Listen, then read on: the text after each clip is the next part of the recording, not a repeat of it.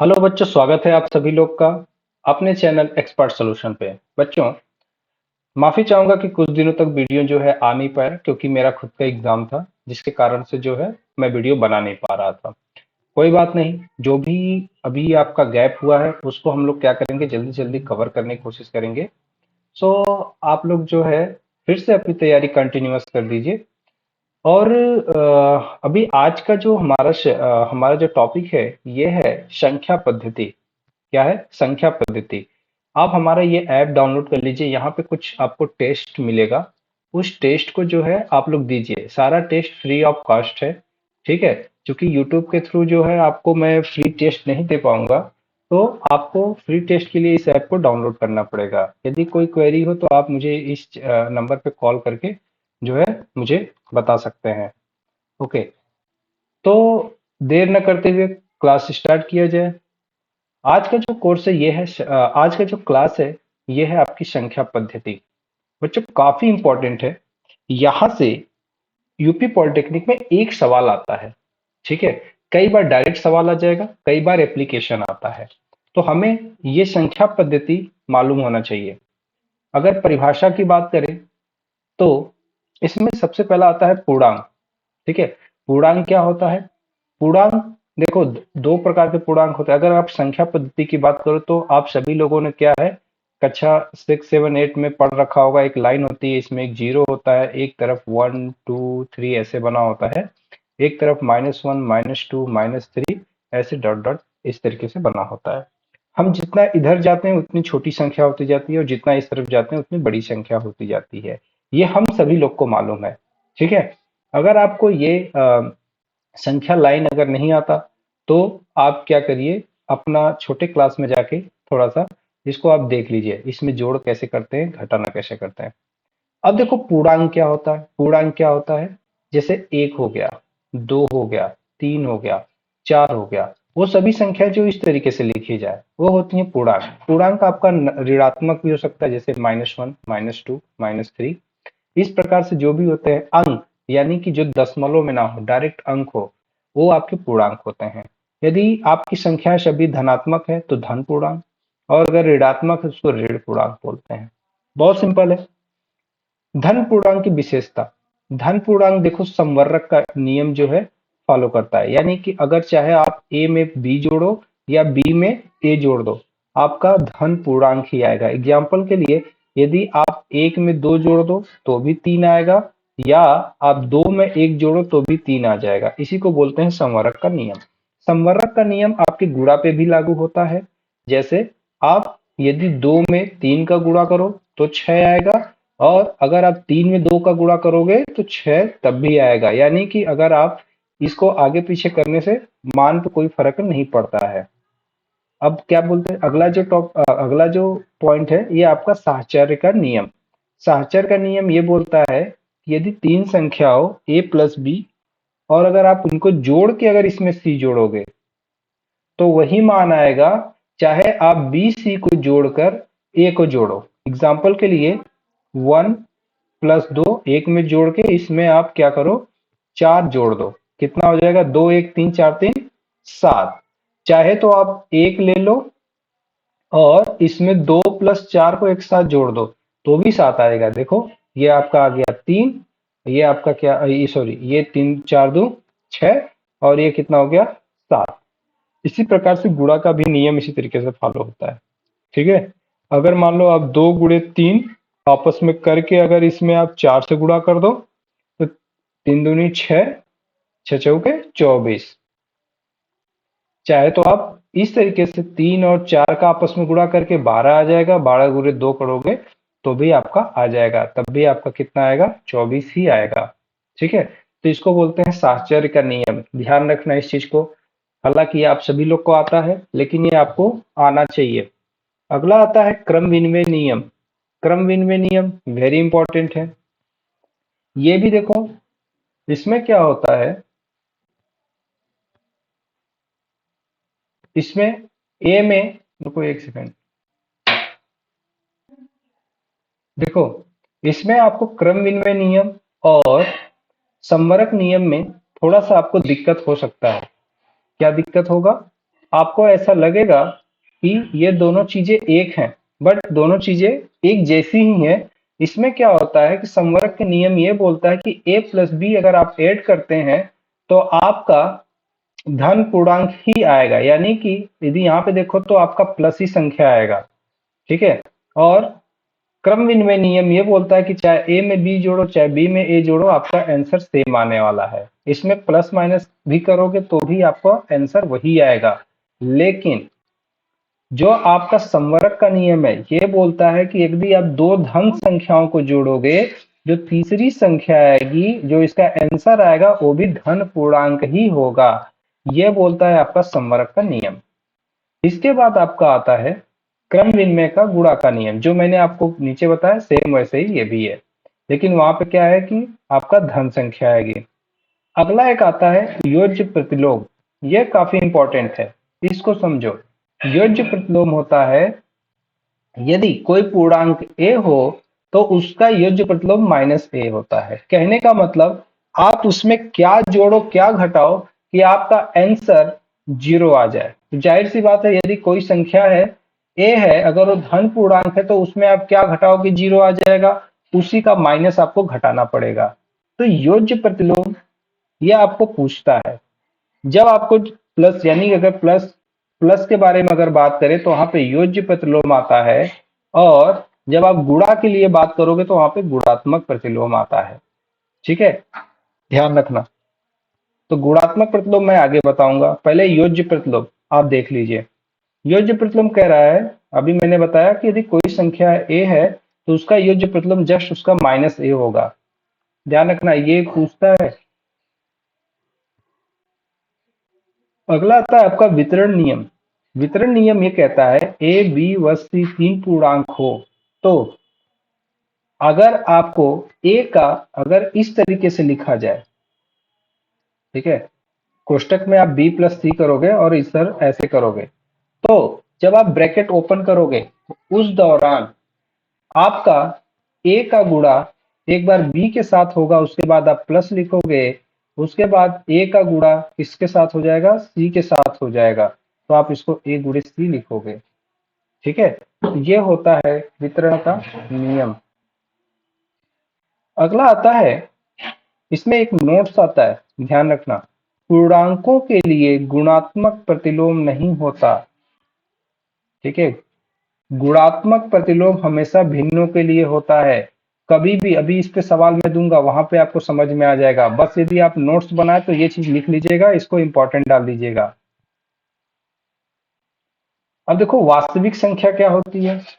वे सभी संख्याएं, चाहे वो धनात्मक हो, ऋणात्मक हो, परिमेय हो या अपरिमेय हो, तो वो सभी क्या होती हैं, वास्तविक संख्याएं होती हैं।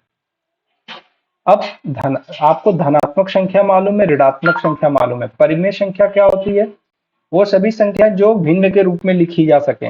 जैसे आपका 1/2, ये क्या है, आपका परिमेय संख्या है। परिमेय संख्या को हमेशा p/q के रूप में लिखा जा सके तो उसको परिमेय संख्या बोलते हैं, लेकिन जहां पे q आपका जीरो नहीं होना चाहिए। अगर आपका हर जीरो हो गया तो संख्या नहीं बचती। इसके अलावा अपरिमेय संख्या, अपरिमेय संख्या जैसे आपका पाई हो गया, रूट में 3 हो गया, इस प्रकार की संख्याएं आपका अपरिमेय संख्याएं होती हैं, जिनको आप भिन्न के रूप में न व्यक्त कर सको। ठीक है, ध्यान रखिएगा इसको। अब देखो वास्तविक संख्या है वह सभी संख्याएं जो धनात्मक, ऋणात्मक, परिमेय या अपरिमेय हो, सभी क्या कहलाती हैं, आपकी वास्तविक संख्याएं होती है। इसमें कुछ नियम होते हैं, जैसे आपका पूर्णांक संख्याओं के साथ जो नियम लागू होता है, जैसे संवरक का नियम, क्रम विनिमय का नियम, साहचर्य का नियम, वितरण नियम, प्रतिलोम का नियम। सेम वही नियम आपका इस पे भी लागू होता है। ठीक है, संवरक का नियम जो आपने पढ़ा पीछे, वही आपका क्या है, यहाँ पे भी संवरक का नियम लागू होता है, यानी दो पूर्णांकों का गुणनफल या धन सदैव धनात्मक होता है। ठीक है, तो इसमें भी अगर आप धन संख्याओं का गुणा करोगे तो इससे आपका आएगा।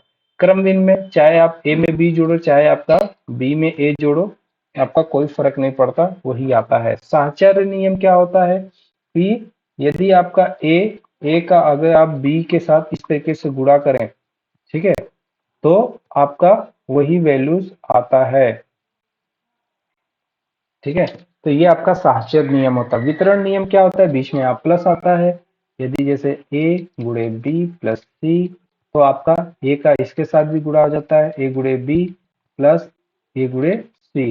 ये आपका आता है साहचर्य नियम, सॉरी वितरण नियम। ध्यान रखना, ये एक दो बार प्रैक्टिस करोगे तो आपको ये आ जाएगा। चूंकि आप 10वीं क्लास पास कर चुके हैं तो ये सभी चीजें आपको लिए आसान लगेंगी। ठीक है। इसके बाद आपका आता है प्रतिलोम। प्रतिलोम, यहाँ पे क्या होता है प्रतिलोम, इसमें आता है गुणात्मक प्रतिलोम, सॉरी यहाँ पे गुणात्मक प्रतिलोम लिखो, यह है गुणात्मक प्रतिलोम, जबकि वहां पे क्या आया था योज्य प्रतिलोम। ठीक है। ध्यान रखना, इस शब्द को याद रखना। इस चैप्टर में कोई जान नहीं है, लेकिन ये दो पॉइंट्स ऐसे हैं जहां पे सवाल पूछे जाते हैं। ए का योज्य प्रतिलोम, देखो यहाँ पे मैंने एग्जाम्पल भी लिख दिया है।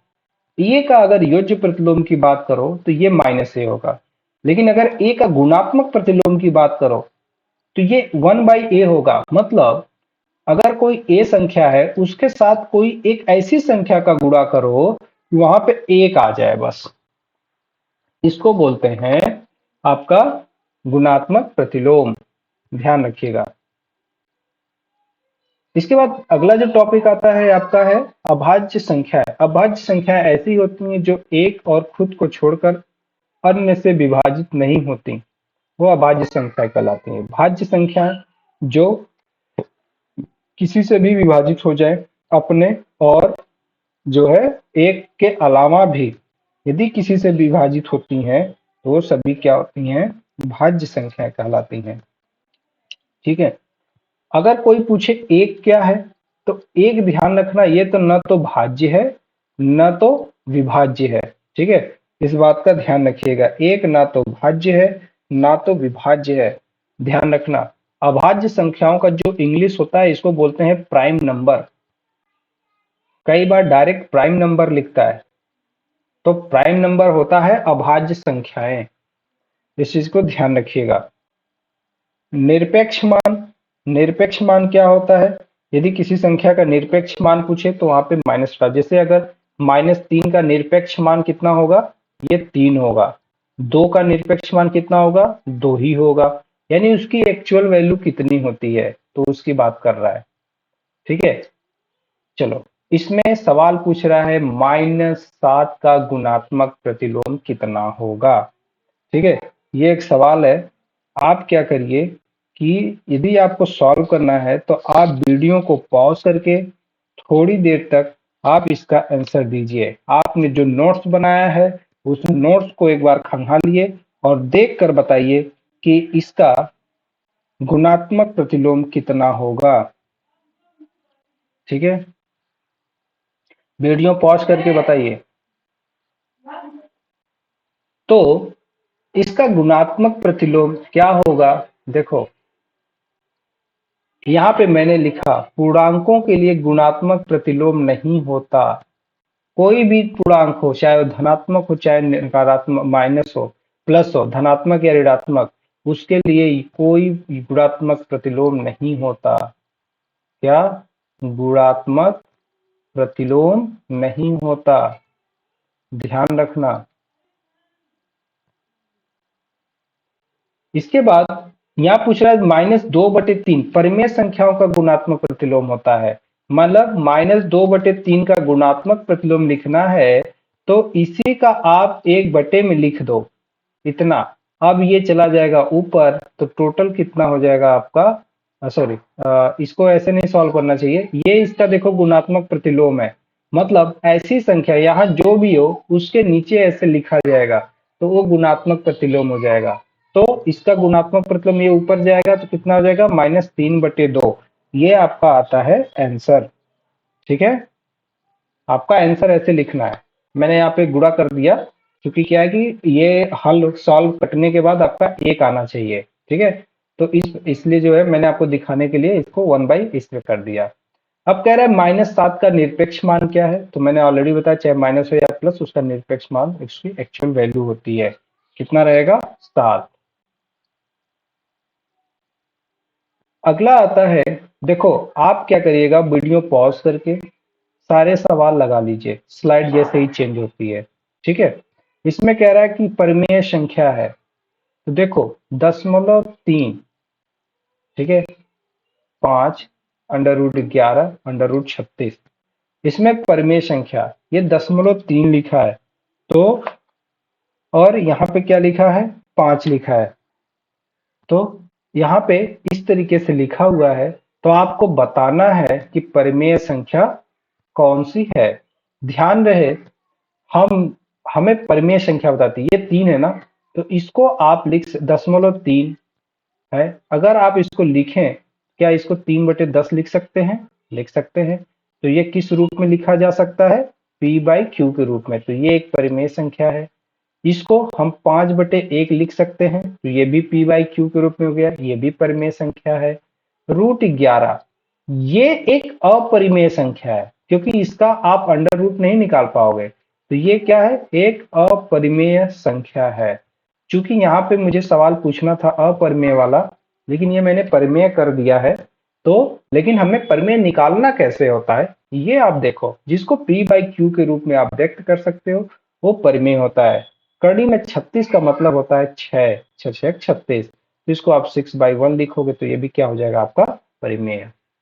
अब कह रहा है कि 4/11 का योज्य प्रतिलोम क्या है, ये आपको बताना है। वीडियो पॉज कर लीजिए और इसका सॉल्यूशन दीजिए, बड़ा अच्छा सवाल है। होप आप लोगों ने इसको लगाया होगा। 4/11 का योज्य प्रतिलोम, ठीक है। देखो यहाँ पे जो मैंने बताया था कि पूर्णांकों का गुणात्मक प्रतिलोम नहीं होता, लेकिन परिमेय संख्याओं का, ठीक है, योज्य प्रतिलोम हो सकता है। तो 4/11 का अगर योज्य प्रतिलोम करना है, तो ये -4/11 हो जाएगा, ठीक है। इसका गुणात्मक प्रतिलोम भी हो जाएगा, लेकिन यदि कोई पूर्णांक है तो उस पूर्णांक का योज्य प्रतिलोम गुणात्मक प्रतिलोम नहीं होगा, इस बात का ध्यान रहे। अगला जो सवाल आता है, ये कहता है यदि a और b दो वास्तविक संख्या है, जहां a.b इक्वल टू 0, तो a 0 है या b 0 नहीं है। लिख रहा है b 0 है और a 0 नहीं है। a भी 0 है या b 0 है, चाहे a 0 होगा चाहे b 0 होगा, या दोनों हो सकते हैं। a भी 0 है तथा b भी 0 है, ये कहना चाह रहा है। तो सुनो, इस सवाल में है कॉन्सेप्ट। अगर मैं कहूं a गुणे b इक्वल टू 0, 0 कब आता है, या तो ये 0 हो या तो ये 0 हो, और इन दोनों का तभी तो गुणनफल 0 आएगा, ठीक है। तो हमें निर्णय लेना है। तो कह रहा है कि a 0 है जबकि b 0 नहीं है, इससे तो ये पता ही नहीं चलता कि कौन सा 0 है, तो ये ऑप्शन कट जाता है। सेम ऐसे ही यहाँ पे ये लिखा, तो ये भी ऑप्शन कट जाता है। यहाँ डी वाले में लिखा है कि ए भी 0 है b भी 0 है, ये भी आपको क्लियर नहीं है कि a 0 है कि b 0 है, तो ये भी ऑप्शन क्या होता है, कट जाता है। जो ऑप्शन सही है, लिख रहा है a इक्वल टू 0, या तो a 0 है या तो b 0 है या तो दोनों 0 है, ये ऑप्शन सी वाला तीनों को रिप्रेजेंट कर रहा है, ठीक है। इसलिए हमारा सबसे अच्छा आंसर कौन सा है, ये है सी वाला, ठीक है। ओके, ठीक है। तो इस चैप्टर में बस इतना ही है। बाकी अगला चैप्टर जो होगा मेरा घातांकों का नियम और उसका प्रयोग, ये चैप्टर रहेगा, काफी इंपॉर्टेंट है। यूपी पॉलिटेक्निक का सबसे एंट्रेंस एग्जाम का सबसे फेवरेट टॉपिक है, ठीक है। यहाँ से 2-3 सवाल आते हैं गणित में, तो ये टॉपिक काफी ईमानदारी से हम सभी लोग पढ़ेंगे और इस पे मेहनत करेंगे। इसका वीडियो जो है आपको कल मिलेगा, कल सुबह ही मिलेगा। यदि आप लाइव क्लास में आना चाहते हैं तो लाइव क्लासेस आपको अभी मैंने टाइम फिक्स नहीं किया है, लेकिन शाम के टाइम करीब जो है 7:30 के करीब आपको मिलेगा, ठीक है। और यदि सारी रिकॉर्डेड क्लासेस अगर आपको चाहिए तो आप इस ऐप पे आ जाइए, और अगर आपको कोई मैसेज भेजना है तो आप मुझे भेज सकते हैं, ठीक है। सारा कंटेंट फ्री है। आप यूट्यूब पे जो है मेरा चैनल को लाइक और सब्सक्राइब कर लीजिए, यहाँ पे आपको कई सारे कंटेंट मिलेंगे, ठीक है। यदि आपको किसी चीज की रिक्वायरमेंट हो, ठीक है, किसी स्टडी मटेरियल का या कुछ भी, तो आप मुझे कमेंट कर सकते हैं, ठीक है। ओके, थैंक यू, सभी लोग को धन्यवाद।